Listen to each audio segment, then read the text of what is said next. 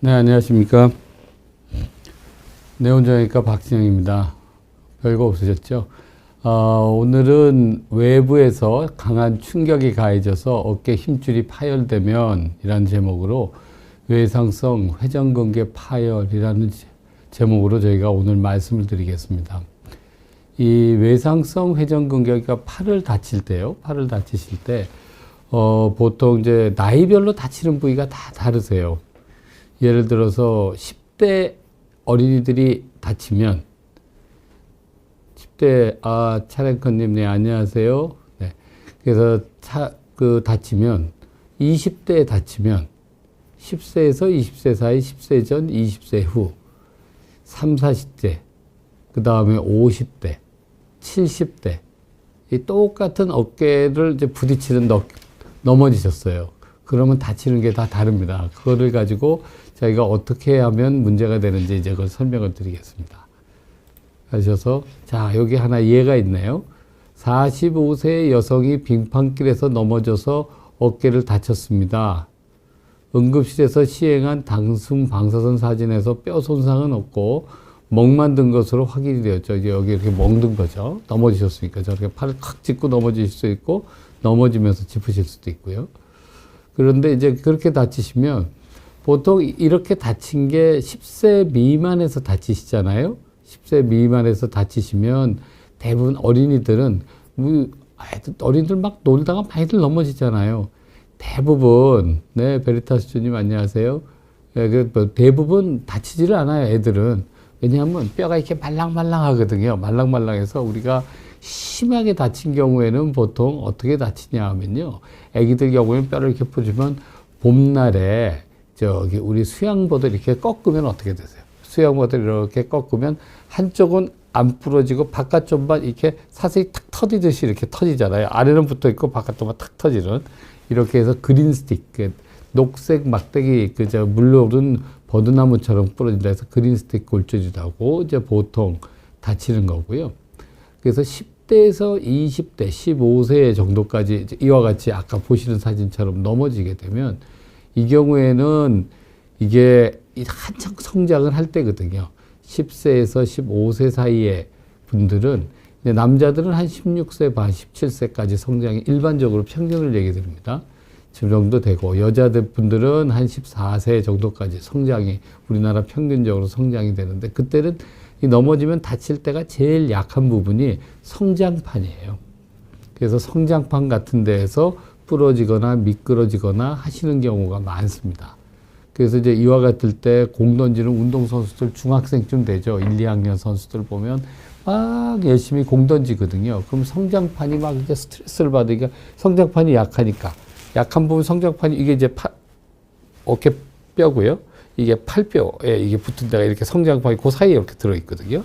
그 들어있는 데가 계속 공을 던지거나 이게 무슨 소리가 하면 이거 움직이는데 위에 뼈가 같이 따라 움직여줘야 되는데 따라 움직이지 못하고 계속 움직이면 이 성장판이 있는 데가 붙습니다. 그래서 그거 같은 거에다가 심하게 공을 많이 던지는 선수들 같은 경우 되면 그 성장판이 있는 데가 이렇게 어긋나죠. 이렇게 어긋나면서 그것 때문에 문제가 되는 경우도 있고요. 또한 15세에서 한 25세 정도까지는 이제 성장은 얼추 끝났어요. 그러니까 성장판은 약한 부분이 안 되거든요. 성장판이 안 되니까 그 사이에는 보통 넘어지고 다치게 되면 뼈는 좋습니다. 뼈는 아직 말랑말랑하고 충격을 잘 익히는데 관절 와순이라는 연골 부분이 대부분 약해요. 그래서 넘어지고 심하게 다치면 이 관절 와순이 찢어지면서 어깨가 탈구되는 질환들이 많이 옵니다. 그렇게 하다가 30대, 40대는 뭐 특별한 질환이 있는 것들이 별로 없으세요. 그런 게 없다가 이제 40대가 넘어가면 이제 여자분 이제 힘줄이 이제 그동안 많이 썼으니까 힘줄이 좀 약하게 되죠. 약하게 되고 50대가 넘어가시면 여자분들은 이제 50세 초중반에 폐경이 되시니까 폐경이 되고 나면 여러분들 골다공증 얘기 많이 들으셨죠? 골다공증이 있으시면 골다공증이 이제 남자분들은 서서히 골다공증이 이렇게 뼈가 나빠지는 쪽으로 가는데 여자분들은 골다공증이 폐경이 되시면 이렇게 가면서 갑자기 확 뼈가 나빠지시거든요. 이렇게 나빠지는 이 당시에 되면 이제 어깨 회전근개 힘줄하고 뼈하고 어느 게 더 약하냐의 싸움이 됩니다. 그래가지고 나이가 많이 드신 분들은 넘어지시면 뼈가 약하실 거 아니에요. 그러니까 뼈가 부러지시고 그 전에 뼈보다는 힘줄이 많이 써서 많이 상하신 분들은 이와 같이 넘어지게 되시면 이제 힘줄이 상하시게 되죠. 네, 이조님 안녕하세요. 네, 베리타스님도 있고 쪼꼬 바나나님도 안녕하시고요. 그래서 지금 이분 같은 경우는 45세에 빙판길에 이와 같이 팔을 짚고 넘어지셨어요. 넘어지셨는데 이제 응급실에 가겠죠. 어깨가 너무너무 아프시니까 갔는데 응급실에서는 일반적으로는 이제 골절, 탈구 그리고 어디에 혈관 같은 데가 다쳐서 피가 막 엄청나게 나거나 아니면 손마비가 오시거나 이런 외상적인 걸 많이 봐주시거든요. 이제 응급한 상황은 그런 것들이 응급 상황이니까요. 그래서 이제 그래서 응급실에 가서 단순 방사선 사진을 딱 찍죠. 찍고 나면 뼈는 부러지신 데 없으시고요. 관절도 빠지신 데가 없으세요. 그리고 바깥으로 외견상 봤는데 피가 나면 안에 이제 혈종이 생기면서 팔이 푹푹 붓거든요. 그런 것도 없고 손발 움직여 봤는데 저린 것도 없고 어디가 불편하세요? 그러면 어깨가 많이 아파요. 그러면 일반적으로 이건 타박상일 확률이 높다. 응급 상황이 아니다. 이렇게 생각하는 거죠. 응급 생활이 아니다고 생각하고 이제 그러면 팔걸이 하시고요. 팔걸이 하고 며칠 쉬시다 계속 아프면 정형외과 외래로 오세요. 그러고서 이제 정형외과 외래로 이렇게 보내드립니다. 그런데 이제 그 사이 정형외과 외래를 갔는데 선생님이 외상 많이 보시는 선생님 같으면 이제 응급실에서 사진을 쫙 보죠. 큰 문제가 없어요. 없고 빠진 데도 없고 탈구도 없고 그러시니까 그럴 때는 이제 이제 그 먹는 거 푸셔야 되니까 그거 물리치료 하시고요. 그렇게 하고 물리치료하고 저희가 약을 좀 드리고 기다려 보세요. 이제 그렇게 되죠.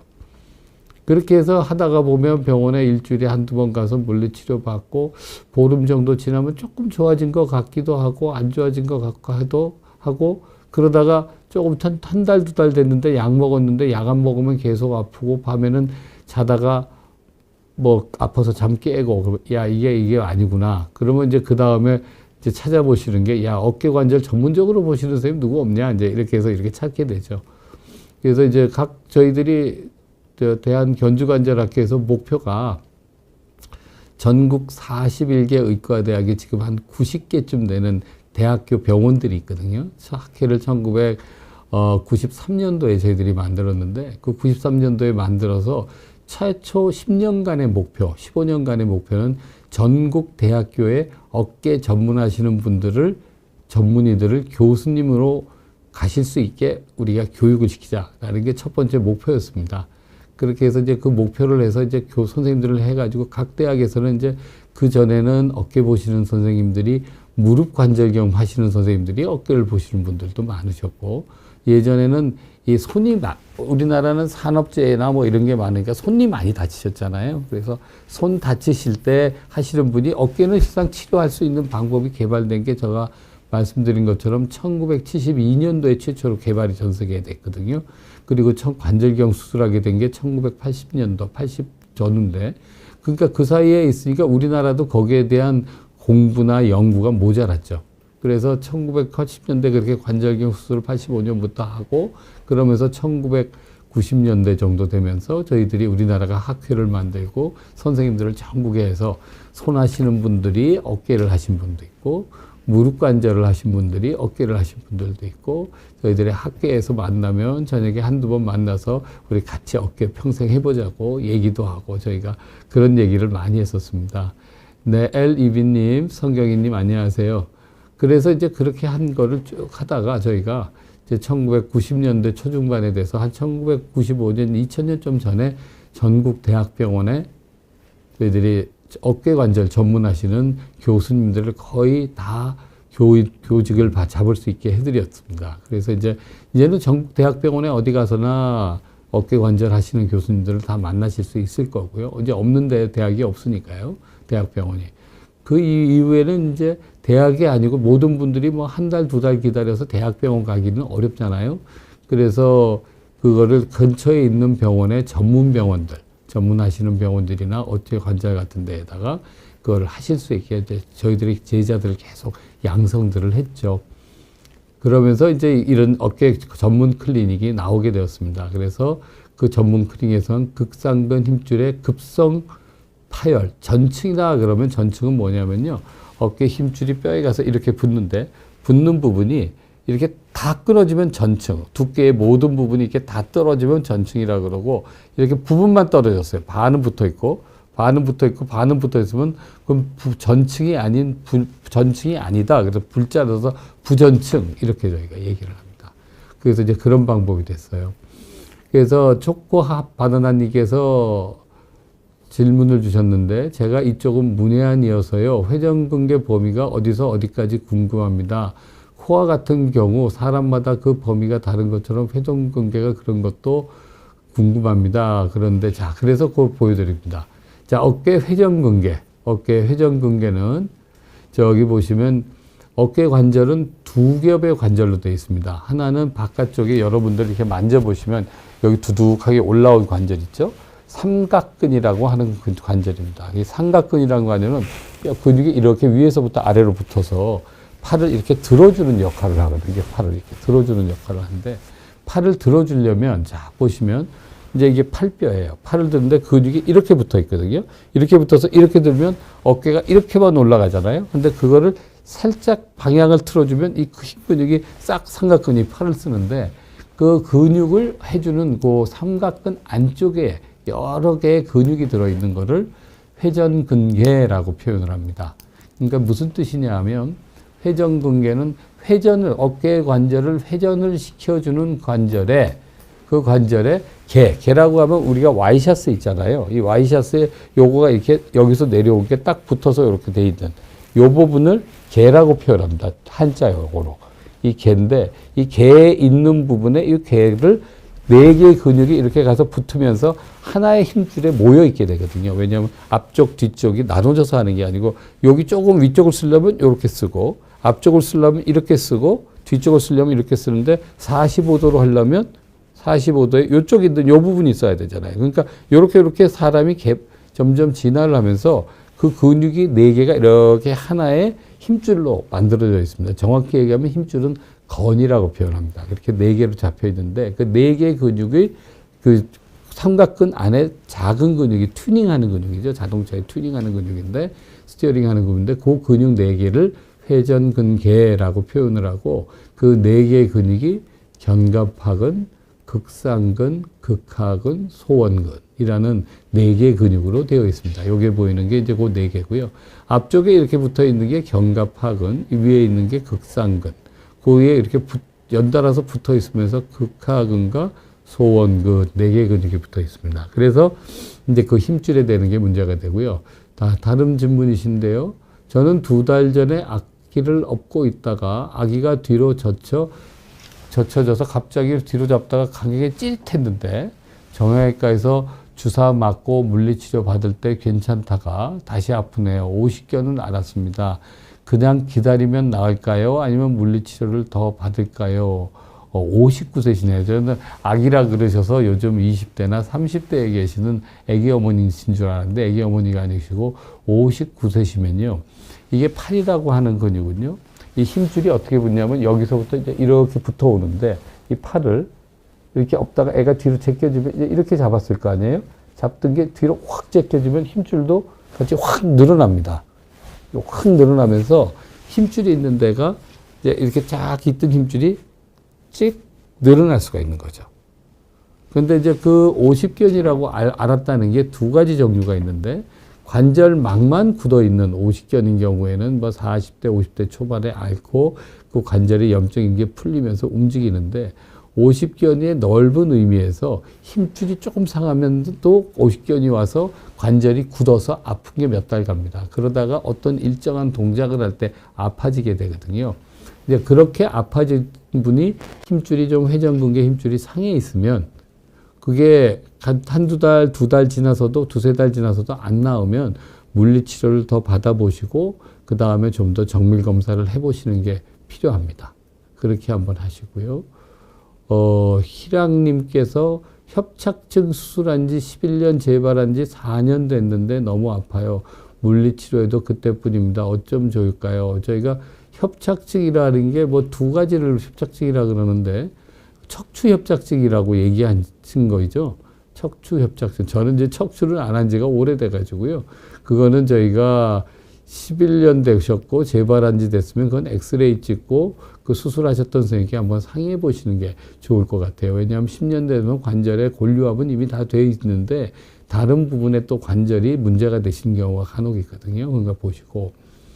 L2B님께서 선생님 극상근 건염 석회에 대해서 충격파로 치료했는데 팔을 위로 드는 운동을 해도 될까요? 네, 맞습니다. 그러니까 극상근 석회가 있는 충격파를 하면 대부분 극상근은 많이 생기는 분이 아까 여기 보여드렸던 여기 보이는 극상근, 여기 보이는 극상근하고요. 그 극상근을 뒤에서 보면 여기서 이렇게 가다가 이 뼈 밑으로 들어가서 여기 있는 부분이고 그 뒤에 있는 극하근에 주로 한 70~80%가 생기세요. 자, 그러면 그 70~80%가 여기 있는 근육의 위쪽에 하고 뒤쪽에 있는 근육에 생기는데 자, 그렇게 되시면 어떻게 되시겠어요? 팔을 이렇게 들게 되면 힘줄이 있는 데가 아까 보이는 힘줄이 이렇게 당기면서 위 팔이 들겠죠? 이렇게 들면 그 위에 있는 견봉이란 뼈에 가서 이 힘줄인데가 탁 부딪힙니다.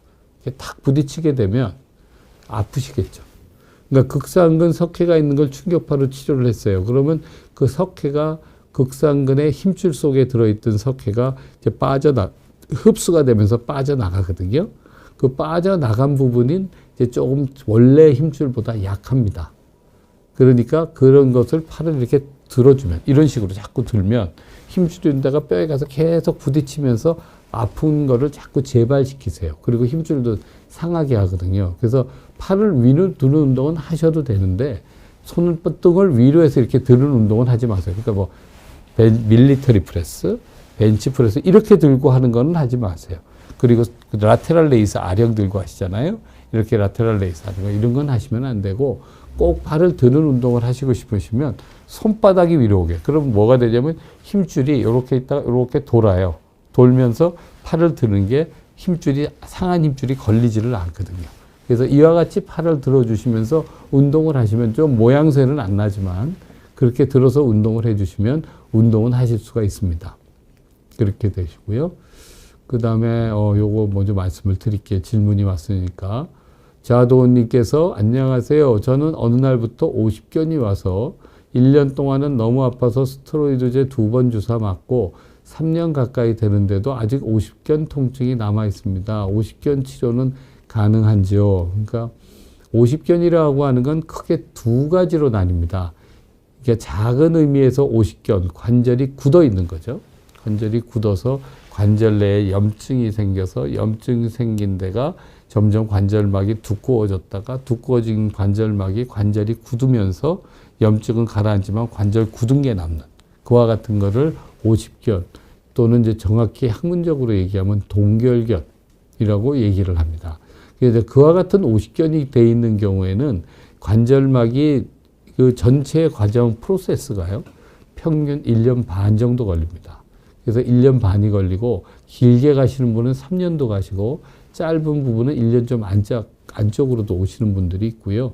그와 같은 것들이 오시는 50견인 경우에는 지금 1년 동안 아프셨다 그러고 주사 맞고 관절막을 늘리거나 염증을 가라앉혀 드리는 치료를 했는데 그 치료가 된 게 아직 덜 되신 거고요. 그리고 이렇 같은 50견, 동결견이라고 정확히 유착성 관절낭염, 동결견 이렇게 저희들은 학문적으로 얘기를 하는데 그와 같이 되신 분들이 치료를 완전히 받지를 않으시면 2분의 1에서는 관절이 정상 범위가 되지 않고 관절이 굳은 상태가 그냥 유지되세요. 거의 평생. 그러니까 어떤 분들 동결견 앓으신 분들 보면 연세가 많은 분들 보시면 팔을 쓰시는데 팔 들어보세요. 이렇게 드시는 분들 있죠. 이렇게 드시고 그리고 이 안에서는 활동은 다 하세요. 이렇게는 못 드시는 거죠. 그렇게 되신 거는 예전에 동결견이 있는데 치료를 끝까지 안 받으시거나 스트레칭 운동을 끝까지 안 했는데 내 생활하는 범위 내가 이 정도로도 쓸만하니까 거기에 대해서 추가적으로 안 하신 경우가 있고요. 그게 협의에 작은 의미에서 50견이고 넓은 의미에서 50견은요. 그러니까 그 말 그대로 의견을 표현합니다. 50세 나이의 어깨가 아픈 병을 50견이라고 합니다. 그러면 그 중에서는 뭐 충돌 증후군도 들어가는 경우도 있고 회전근개 파열, 석회화 건염 이와 같은 것들이 들어가요. 그러니까 그 두 가지를 혼용해서 우리나라는 지금 쓰고 계세요. 그 혼용해서 쓰는데 만일에 그 문제가 석회와 건염이 있으셔서 석회가 있으셨다면 그건 아마 병원에 가셔서 엑스레이도 찍고 초음파, 뭐 MRI도 어떤 병원 찍으니까 그렇게 되신 경우도 있을 거고요.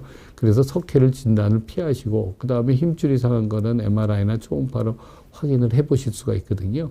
그래서 이제 그런 것들을 보시는 것들로 남은 병이라면 그 원인이 해결이 안 돼 있기 때문에 오십견 통증은 계속 남게 됩니다. 그럴 때에는 어깨 전문하시는 분들을 찾아가서 원인을 꼭 확인을 해서 그 원인에 맞는 치료를 하시는 게 중요합니다.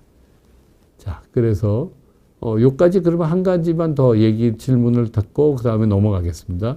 리즈 8번님께서 안녕하세요. 최근 80대 된 어머님이 오른쪽 어깨 인공관절 수술을 하신 지 2달 되었는데 어떤 재활 운동을 얼마나 해야 되는지요? 지금은 주먹 쥐기만 합니다. 예, 보통 병원에 언제 가신다고 하셨나요?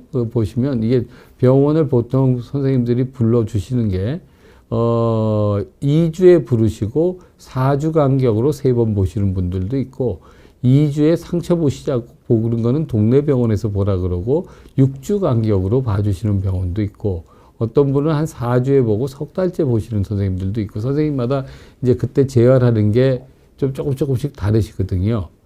그래서 3월 30일, 4월 30일 날 병원에 가신다. 그러면 이제 2달 되셨으니까 2달 만에 이제 보시는 거죠. 2주째 보고 6주 지나서 보시는데 지금 주먹쥐기만 하시는데 이제 어깨 인공관절도 이제 2가지 방법이 있는데 대부분 경우에 어깨 힘줄을 이렇게 떨어진 거를 붙여주는 수술을 같이 하거든요. 같이 하시게 되면 그 힘줄이 힘을 쓰시는데 한 달에 10%씩 아무세요.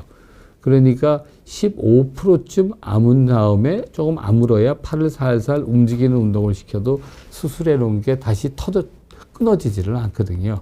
그래서 그 전에는 주먹쥐기 운동만 시켜드립니다. 이렇게 주먹쥐기만 해서 성경이님 편하게 듣는데 좋다고 하셨는데 감사합니다. 그런데 그와 같이 주먹쥐기만 하는 이유는 이 주먹쥐기를 안 하고 지금 아마 무슨 수술을 받은지 어깨 수술을 하시면 어깨를 이렇게 보조기 속에 이렇게 넣어놓고 계실 거예요. 그 보조기 속은 왜 거기다 팔을 넣어놓게 하냐면요. 스폰지가 달린 보조기일 거고요. 그 보조기는 팔을 약간 벌려주면서 바깥쪽으로 안쪽으로 팔이 돌지 않게 해서 회전근개 힘줄이 스트레스를 가장 안 받은 상태에서 아물게 하려고 그 보조기 속에다 팔을 넣어놓습니다. 근데 이제 이렇게 팔을 넣어놓게 되면 문제가 이 팔꿈치 있잖아요. 팔꿈치 있는 데가 꺾여 있으니까 사람 손에서 꺾여 있으니까 꺾인 것 때문에 혈액이 동맥에서 내려간 게 다시 올라오지를 않아요. 그러면 손이 자꾸 부으세요. 손이 자꾸 붓게 되니까 이 붓는 것 때문에 손이 부으니까 손에 관절염이 조금씩 있거나 여기에서 수근관, 증후군 같이 신경이 눌리신 분들이 있으면 그 눌린 신경 때문에 손이 부으면 손가락 관절이 아파요. 여기에 손이 있는데 손이 저려서 밤에 잠을 못 자겠어요. 라는 얘기들을 많이 하세요. 그래서 지금 주먹쥐기 운동을 이렇게 저희들이 알려드리는 거죠.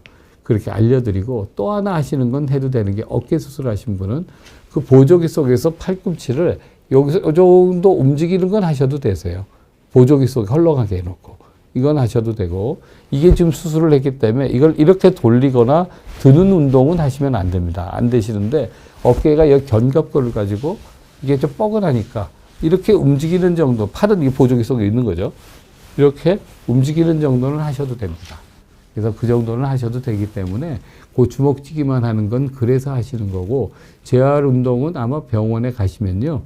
거기 담당하시는 교수님이나 선생님들께서 어떤 운동을 하시라고 아마 얘기를 드릴 겁니다. 그때에 맞춰서 하시면 될 거고요. 수술하는 방법은 조금씩 다르기 때문에 어깨를 움직이는 재활은 선생님마다 시켜주는 그 날짜들이 조금씩 다르세요. 그러니까 거기에 맞춰서 하시면 될 것 같습니다. 그래서 이 지금 회전근개파 요까지 지금 한 장 해드렸는데 한 가지만 제가 설명 한두 가지만 더 드리고 그 다음에 또 다음 질문 받겠습니다.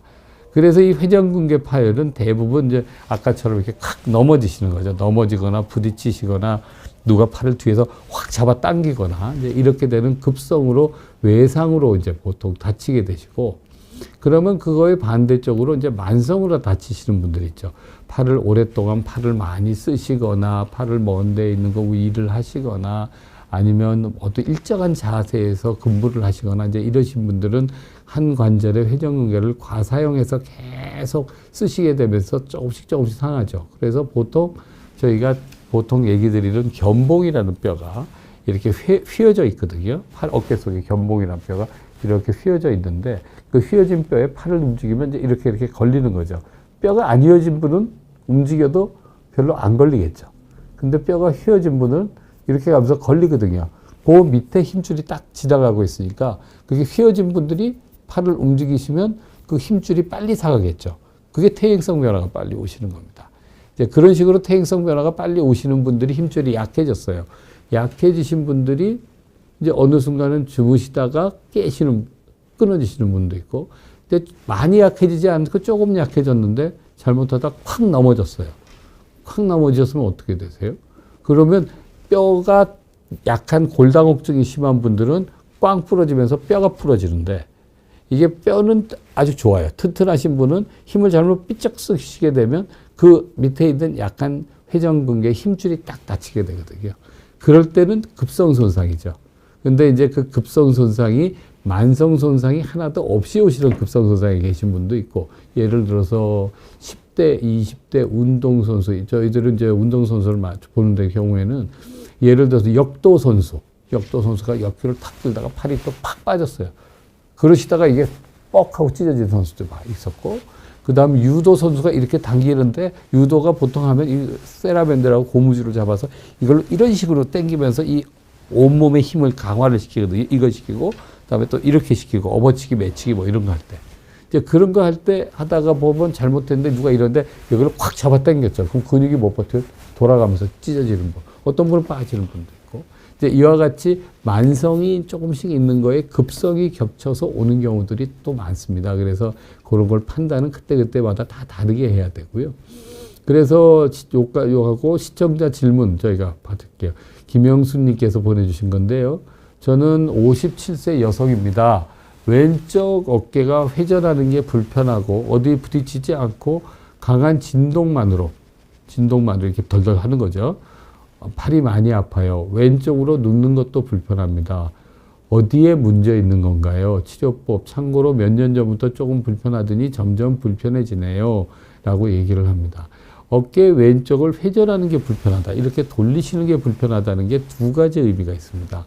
그걸 얘기를 드리면 제가 얘기를 드릴 수가 있겠네요. 관절이 굳지 않고 다 움직이면서 어느 동작에서 어느 위치에서 불편하신 게 한 가지가 있을 수가 있고요. 또 하나는 돌리려고 그러면 이게 관절이 굳어서 안 움직이세요. 요거밖에 안 돼. 이렇게까지 안 올라가요. 이제 그렇게까지 안 올라가시면서 불편하시다고 얘기를 하면 그거 불편하신 거는요. 그 두 가지 병이 다르세요. 그 다른 거니까 그게 어떻게 불편하신 건지를 좀 김영수님께서 올려주시면 제가 답변을 드리겠습니다. 별명이시라는 분이신데요. 자, 49세 남성인데 20년 전에는 스키를 타다가 왼쪽 어깨가 등 뒤쪽으로 완전히 꺾이는, 왼쪽 어깨가 등 뒤쪽으로 이렇게 완전히 꺾이는데 엑스레이상 뼈는 이상 없다고 해요. 그렇죠. 보통 이상 없다고 하죠. 그 위에 어깨가 빠지는 현상이 생겼고요. 네, 그래서 어깨 앞쪽에 관절와순이 찢어진 거고, 관절와순을 방카트라는 분이 이름을 붙여서 방카트 병변이라고, 어깨가 빠지는 재발성 경관절 탈구라는 병이 옵니다. 평상시에는 가끔 운동을 조금 강하게 하면 어깨가 빠지고 있고요. 엄청난 통증이 있죠. 왜냐하면 관절이 이렇게 움직여야 되는데 이게 칵 이렇게 빠졌어요. 빠지시면 그게 당연히 엄청나게 아프시겠죠. 관절이 있는 옆에 있는 근육도 늘어나야 되고 그 관절막도 늘어나면서 찢어지게 되고 이제 이러죠. 그러면서 딱히 병원 치료는 받지 않았는데 운동을 하면 조금 나아지는 것 같기도 하고, 예, 그러신 분들이 이제 그 힘줄하고 관절막하고 연골은 찢어져 있어요. 찢어져 있는데 바깥에 힘줄이 이렇게 딱 잡고 있거든요. 그 힘줄을 강화를 시켜요. 그러면 관절막은 찍 늘어나 있는데 그 바깥에 싸고 있는 근육이 딱 잡아주니까, 이 잡아주면 이게 빠지려고 그러는 걸 근육들이 못 빠지게, 빠지지 않도록 만들게, 탈구가 안 되게 잡아주거든요. 그러면 좀 좋아지세요. 운동을 하면 조금 나아진다는 게 그런 뜻입니다. 제가 이제 그런 분 49세시니까 그보다 좀 젊은 분 얘기를 한 분 드릴게요. 이제 한국에서 고등학교를 졸업하고 공부를 잘한 학생이었어요. 자기가 하버드 대학을 이제 대학을 간다고 그러더라고요. 그래서 대학을 가서 이제 공부를 해야 된다고 해서 축하한다고 하버드 대학 우리나라 국위 선양 많이 하고라고 하면서 이제 근데 그때 어깨가 빠져서 저한테 외래를 왔었어요. 그리고 나서 그러면 이제 그 아까 얘기한 대로 운동을 하면 좀 나아진다는 얘기를 해드리는데 그러면서 저희가 이제 그 회전근개 아까 보였던 극상근, 극하근 뭐 이 네 개의 근육을 강화하는 운동을 고무줄로 하는 세라밴드 운동을 알려줬어요. 이거를 일단 해라. 너 지금 수술을 받으면 한 석 달에서 6개월 정도 수술 후에 기능 회복 운동도 해야 되고 해야 되니까 그것만 가지고 너는 저기 한 다음에 그거 하다면 미국 가서도 미국은 물리치료 뭐 기능 회복 치료, 도수 치료 이런 거 받는 게 무척 비싸거든요. 비싸니까 그런 거 하지 말고 이렇게 버텨보다가 안 되면 와라 그랬더니 이 친구가 7년 만에 왔어요. 7년 만에 딱 왔대요. 선생님, 제가 선생님 알려주신 거 이렇게 운동하는 걸 하면 버틸 수 있는 건 알아요. 그때 한 얘기가 그대로 얘기 드릴게요. 그런데요, 너무 힘들어요. 저 하루에 1시간씩 이 운동해야 되거든요. 그러고서 수술해 주세요. 그러고서 수술 받고 한국에 이제 방학 때 그때는 이제 일찍 와서 미리 예약해 놓고 방학하자마자 외래 와서 수술 날짜 잡고 수술하고 한 석 달 있다가 돌아갔어요. 그때는 이제 자기가 MIT 다닌다 그러더라고요. 보스턴에 있는 거죠. 이제 그렇게 갔는데 이제 그렇게 하면서 좋아졌대요. 좋아졌는데 혹시 그래갖고 팔저림, 손저림은 한 1년 동안 생겼는데 관련이 있을까요? 왜냐하면요, 어깨가 이렇게 자꾸 빠지잖아요. 그러면 관절을 정상적으로 다 움직이지를 못하고 이렇게 동작을 못 하실 거예요. 못하면 대부분 나이가 49세 되신 분들은 관절이 굳어 계세요. 이 정도에서. 더 이상 안 움직이니까. 그렇게 되면 그것 때문에 이 손이 부어요. 자꾸. 그럼 부으니까 아까 뭐라 그랬어요? 보조기 속에 손 집어넣으면 손 접고 관절 아프시다고 그랬잖아요. 그러면서 저림 현상이 오게 되죠. 이제 그런 거는 연락이 있을 수가 있고요. 그 목의 결과에 일자목 된 거는 그거하고는 상관은 없어요. 일자목 된 건 자세가 나빠서 이렇게 돼 있는 거기 때문에 그거는 상관은 없으시고 이 손 저리신 거 있잖아요. 그와 같은 것들도 이제 그거는 일자목은 운동하시고 자세 만드셔서 똑바로 만드셔야 됩니다. 자세 늘 말씀드리는 것처럼 가슴을 펴고 약간 저기 이렇게 거만한 자세죠. 거만한 자세 만들고 턱은 아래로 넣고 고개 뒤로 빼고 이와 같은 자세로 앉아 있어요. 뭐 늘 그렇게 할 수는 없으니까 이 근육 운동하는 거 날개뼈 강화시키는 운동 많이 해주시고 해서 그거는 만드시면 좋아지실 것 같고 그 어깨가 빠지신 분들 같은 경우에 보통 그 20대, 10대 후반, 20, 30대까지 수술을 많이들 받거든요. 49세의 남성인데 직업이 그냥 컴퓨터 하시고 이러시고 내가 운동 막 이렇게 하는 거 안 한다 하시는 분들은 그냥 쓰시는 게 큰 지장 없어요. 그런데 이제 그럴 때는 이렇게 팔이 빠지는 동작을 하시게 되면 그거는 문제가 되겠죠. 그러니까 그런 활동을 내가 하고 싶을 경우에는 치료를 받으셔야 됩니다. 제가 얘기한 치료라고 하는 거는 수술을 받으시는 게 맞을 거고요. 그런 걸 안 하시고 난 여기서 컴퓨터하고 뭐 코딩만 하시는 그런 분이세요. 그러면 안 하셔도 됩니다. 그러니까 저 김영숙님 얘기가 이제 그 다음 얘기가 들어왔네요. 팔을 올려서 돌리는 것은 가능하긴 하나 많이 불편합니다. 평소 오른손잡이시란 얘기죠. 그런데 왼쪽 어깨가 안 좋다 그러셨어요. 자, 그러면 아까 얘기 드린 거 두 가지가 있었는데 두 가지 중에 한 가지는 아니신 거예요. 관절이 굳어서 되는 동결견으로 얘기하는 50견은 아니신 거고 이게 팔을 움직일 때 어느 동작에서 아프시다는 얘기죠. 그렇게 되면 그런 경우에 가장 흔한 원인은 회전근개에 문제가 있으신 겁니다. 첫 번째 원인은 회전근개 충돌증이거나 회전근개 파열이 있는 경우고 두 번째 경우에서는 석회가 자라난 게 팔을 움직이시면서 거기에 가서 걸리신 경우에 자극이 될 경우도 아프세요. 그러니까 그거는 한번 병원에 가셔서 엑스레이 찍고 뭐 초음파 정도만 보셔도 대부분 심하지 않은 거는 진단을 하고 거기에 대한 치료법을 하실 수가 있으니까 그거를 한번 해 보시면 될 것 같습니다. 예, 그렇게 해서 얘기를 드리면 될 것 같고 질문 오신 거는 자, 저는 그래서 이제 회전근개 파열이 됐는데 이 파열은 이제 여러 가지로 나뉩니다. 첫 번째는 부분 파열. 이제 이게 힘줄이 이제 이와 같이 요게 팔뼈고요. 팔뼈의 근육이 끝 가다가 요 끝자락에 힘줄이 돼서 이렇게 붙은 거죠. 이렇게 되는 건데, 이 되는 게 힘줄이 이제 공을 던지는 선수이거나 퇴행기거나 작은 손상을 많이 받으면 힘줄의 안쪽 부분이 이렇게 공을 던지는 이렇게 되면 팔을 뒤로 이렇게 제끼면서 이게 팔 힘줄이고 뼈고요. 이게 팔뼈고 이게 힘줄이라 그러면 자 보세요. 이 뼈가 이렇게 있으면 여기 가서 이렇게 걸리는 거죠. 이렇게 걸리면 여기 있는 힘줄이 있는 부분이 여기 뼈에 가서 이렇게 걸리면서 여기 이렇게 걸리는 거죠. 그러면서 이 안쪽 부분이 자꾸 해지게 됩니다. 그러면 이게 안쪽이 힘줄이 부분 파열이 돼요. 쉽게 얘기를 하면 공을 많이 던지는 운동선수 같은 경우 이게 코킹 같은 걸 많이 해서 이렇게 하면 힘줄이 여기서 확 걸리거든요. 걸릴 때마다 공을 던지는데 그걸 하면서 힘줄이 상하면서 안쪽 부분이 이렇게 점점 찢어지는 거죠. 근데 그 단계를 저희들이 1단계 3mm 25% 미만, 2단계 50% 미만, 3단계 여기는 많이 찢어졌죠. 그죠? 한 75%, 50% 이상 이렇게 저희들이 나누고요. 안쪽만 그렇게 찢어지는 게 아니라 바깥쪽도 이제 여기서 조금 이게 해졌죠. 반 정도 안 되게 해졌죠. 그 다음에 이게 완전히 해졌죠. 이렇게 이제 해지는 경우에 이와 같이 문제가 되면 이제 그러면 요게 완전 파열은 아니지만 부분층, 전층이 아니고 완전 파열, 전층 파열 이게 다 같은 얘기입니다.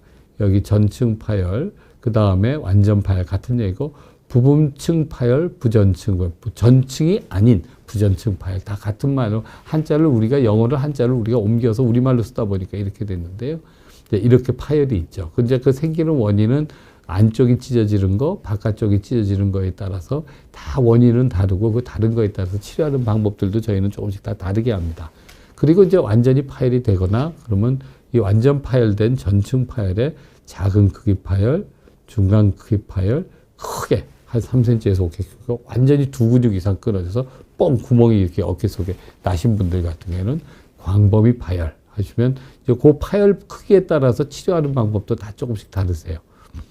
그래서 이 급성 회전근개 파열이 있을 때는 급성 회전근개 파열의 적시도는 보통 어떨 때 보통 오시느냐? 1번 정도 같은 경우에는 최근 들어서 요즘 트라우마 받는다는 말 많이 하시죠? 트라우마라는 게 정신적으로 스트레스, 외상을 받는 거일 수도 있고 하지만 저희들이 받는 트라우마는 밖에서 오는 외상을 이제 트라우마라고 보통 표현을 하는데요.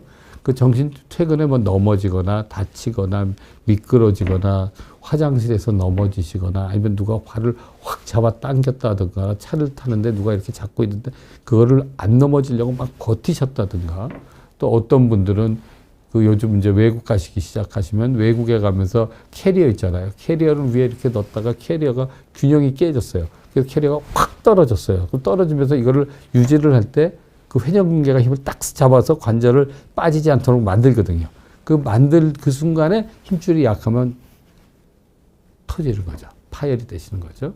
그래서 이제 이와 같은 경우에 되고 그렇게 되신 분들이 어깨 밑에 부분이거나 이제 여기 어깨, 이부, 여기가 아프신 건 대부분 목이 아프신 경우가 많습니다. 여기서 이렇게 아이고 어깨야, 이건 아이고 어깨야가 아니고 아이고 목이야 이렇게 표현하시는 게 더 많은 거고 어깨가 아프신 건 이제 여기가 아프신 게 아니고 아이고 어깨야 이렇게 하시면 어깨가 아프신 게 더 많습니다. 그래서 어깨가 아픈 데가 여기서부터 이렇게 해서 여기까지가 아프시다 그러면 요 사이에 아픈 거는 내가 어깨에 몇 가지 병 중에 내가 병을 갖고 있다. 이제 이렇게 생각하시면 되거든요. 그렇게 생각하시면 되고. 그래서 아까에도 얘기 드린 것처럼 팔을 이렇게 들라 그러는데 힘줄이 끊어졌으니까 힘줄이 끊어지면 팔을 잘 들기가 어려워지시거든요. 그와 같이 팔을 들기가 어려워지면 이게 이제 힘줄이 힘을 써야 되는데 힘줄이 이렇게 있는 게 힘줄이 힘을 쓰면서 여기서 이렇게 쪼그라들면서 이게 힘줄이 팔이 이렇게 내려와 줘야 되는데 이게 안 되는 거잖아요. 그러니까 여기가 끊어졌으니까. 그러니까 팔을 왜 이렇게 벌릴 때 들 수가 없다고 얘기를 하세요. 그런데 한 가지 다른 점이요. 회전근개는 아까 저희가 4개의 근육으로 이루어졌다고 얘기를 드렸습니다. 4개의 근육이 이루어졌는데 힘줄이 끊어지는데 어떻게 팔을 들어요? 이렇게 얘기하시는 분들이 있거든요. 그러니까 힘줄이 작게 하나나 반 개 정도가 이렇게 딱 끊어지. 보통은 요게 끊어지거든요. 그러니까 요 두 번째 게 딱 끊어졌다고 쳐보세요. 그러면 요 납배에 있던 근육이 힘을 씁니다. 이렇게 힘을 써서 나머지 근육의 힘을 대신 일을 해주는 일을 해요. 그러니까 그거는 다친 파열이 된 바로는 그게 안 되세요. 이제 파열이 빡 되시고 나면 처음에는 무척 어깨가 여기가 아프다 그러고 이제 밤에 잠도 못 주시고 그러세요. 그러면 한 1, 2주, 2, 3주, 3, 4주가 지나면 팔이 이제 팔이 힘줄이 끊어지면 그게 자기가 재생을 시켜보려고 안에 염증이 이제 쫙 올라오거든요. 염증이 생겨서 이제 그걸 재생을 몸시키려고 하면서 염증은 힘줄을 아물게도 하려고 노력을 하는 거기도 하지만 또 하나는 관절에 염증을 만들어서 팔을 이렇게 움직이지 못하게 하는 역할도 합니다. 그래서 그 움직이지 못하는 역할을 하게 한 거를, 그러니까 이제 시간이 지나면서 염증이 가라앉죠, 사람이. 보통 한 두세 달 정도 되면, 한두 달, 빠른 분은 한 두세 달 지나면 가라앉으면 팔이 이제 그 끊어진 힘줄은 힘을 안 쓰고 그 옆에 힘줄들이 힘을 쓰는 거죠. 이제 이 두 힘줄들이 힘을 써서 이 힘줄을 대신해서 팔을 움직여주는 역할을 시작합니다. 사람 몸이. 그러니까 이제 처음에는 팔이 안 올라가고 너무 팔 들 때 아프고 했어요. 팔도 안 올려다가 조금 시간이 한두 달 지나니까 관절이 굳었다가 관절 굳은 게 서서히 풀리면서 팔이 싹 올라가요. 아, 이거 뭐 별일 아니구나 라고 얘기를 하세요. 이제 그러면 그거를 어떻게 구분을 하시느냐. 별일인 거하고 별일이 아닌 거. 자, 보시면 이제 이렇게 구분을 하시면 돼요. 별일이신 거는요. 별일이 아닌 거부터 얘기해요. 이제 팔이 쫙 해서 올라가는데 올라가는 게 팔이 완전히 쫙 다 올라가시고 한 두세 달 지난 다음에 완전히 올라가면서 그 안에서 막 움직여 보시는데 아픈 게 없어요. 근데 이제 여기서 굳은 게 풀려서 요만큼 움직였는데 아예 아픈 거 없어. 오케이. 그건 아니에요. 그게 아니고 완전히 팔이 쭉 다 올라가서 움직이는데 아픈 게 하나도 없으세요. 그거는 진짜 관절이 삐신 거예요. 삐거나 멍들거나 이러신 거라서 이럴 경우에는 병원을 안 가셔도 됩니다. 그런데 한 두세 달 지났는데 이제 움직여져서 살살 움직이는데 점점 크게 움직이다 보니 어깨에서 소리도 나면서 여기서만 아파. 여기서만 아파. 이제 이런 식으로 아프시다 그런다는 거는 어깨 속에 회전근개 힘줄에 문제가 생긴 겁니다. 그럴 때에는 병원에 가서 보십시오. 그렇게 해서 구분을 하시면 쉬우실 것 같아요. 근데 처음 다치거나 넘어지거나 얼마 안 됐을 때는 그건 얘기가 안 되고요. 그렇게 할 수 있는 거고. 이중구님께서 테니스를 치는데 어깨가 아파오는데 뒤로 제키면 아파오는데 어떻게 해야 되나요? 이렇게 물어보셨어요. 테니스 치시는 분들은 보통 팔꿈치가 더 이제 오래 치신 분들은 많이 오세요. 병들이. 팔꿈치, 백핸드 테니스 엘보라고도 얘기하잖아요. 팔꿈치 이제 이렇게도 얘기를 하는데 테니스 엘보 같은 경우도 있는데 보통 이제 어깨가 오시는 거는 이제 어떻게 오는데 그 오시는 건 어떤 뜻이냐 하면요. 이게 테니스를 랠리를 치세요. 랠리를 치는데 팔꿈치를 몸에 붙여서 처음에 막 이렇게 치실 때는 안 아파요. 이렇게는 안 아픈데 멀리에서 하이발리를 딱 치시거나 로우발리 이렇게 오는 걸 탁 쳐서 올려야 된단 말이에요. 이제 그렇게 칠 때 아픈 경우에는 힘줄에 문제가 있는 거고요. 가까이 쳤는 데는 별로 안 아프시다가 이제 그렇게 하는데 뒤로 제끼면서 아파 오신 경우에는 관절이 오십견이 있어서 그런 경우가 많습니다. 어깨가 오십견이 오면 제일 먼저 안 되는 동작이 손이 뒤로 돌아가서 이게 되는 동작이 제일 안 되세요. 그럴 때는 일단 스트레칭을 많이 해보십시오. 그렇게 하는 것만 해도 좋아지고요. 네, 쪼꼬바나나님께서 얘기를 주셨어요. 자, 하셔서 어깨를 돌리면 아프지 않은데 우두둑 하는 소리가 견갑껍질 쪽에서 들리는데 괜찮은가요? 라고 얘기를 하시는데 쪼꼬바나나님께서는 아마도 팔을 이렇게 가슴을 펴서 자세를 이렇게 딱 만드시는 것보다 약간 몸이 이렇게 굽어 계시지 않나 제가 그렇게 의심이 됩니다. 왜 견갑골 뒤쪽에서 소리가 나냐 하면요. 견갑골은 뒤에 이 견갑, 이 뒤에 흉곽이라 그래요.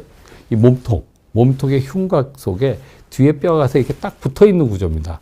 붙어 있는데요. 이 붙어 있는 건 밑에도 근육이 한 겹 있고 이 견갑골 주변에도 근육이 쫙 붙었고 위에도 근육이 살짝 덮여 있어요. 그래서 그 근육이 팔을 이렇게 힘을 주면 이렇게 움직였다가 이렇게 움직였다가 이렇게 움직였다가 이 견갑골이 이렇게 움직이는데 그 견갑골이 근육이 없으시면요.